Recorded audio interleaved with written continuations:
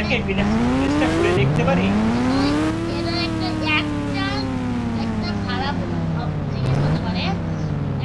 এই শহরে, এই ভিলেজে, ওই সামনে আমার বাড়িতে একটা একটা ভূত থাকে এই বাড়িতে। বাড়িতে নরেশ, আমি ভূতকে অনেক ভয় পাই। শুধু আমরা তুমি যেও না বাবা ওখানে। এই ভূতের নাম হচ্ছে গ্রেস।